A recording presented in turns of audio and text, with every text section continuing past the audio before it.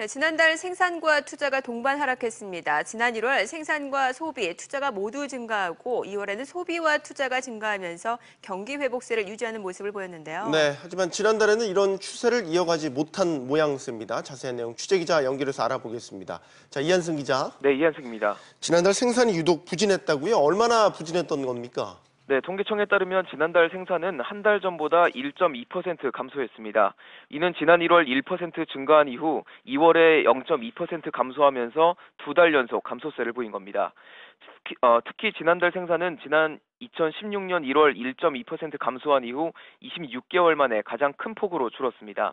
서비스업 생산이 0.4% 증가했음에도 광공업 생산이 2월에 비해 2.5% 줄어든 영향이 큰 것으로 보입니다.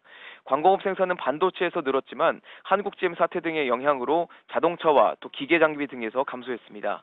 제조업 평균 가동률은 한 달 전보다 1.8%포인트 감소한 70.3%로 글로벌 금융위기 직후인 지난 2009년 3월 69.9%를 기록한 이후 9년 만에 가장 낮았습니다. 네, 그런데 생산만 줄어든 게 아니라 투자까지 줄었다면서요.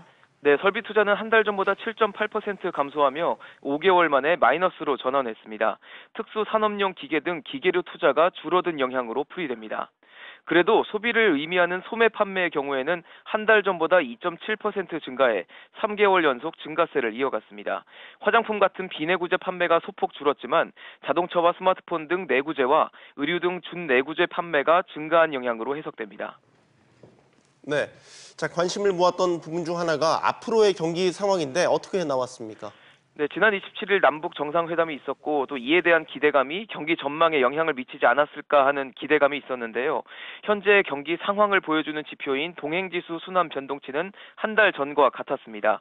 그리고 앞으로의 경기를 예측하는 지표인 선행지수 순환 변동치는 2월에 비해 0.2포인트 하락한 100.4를 기록했습니다.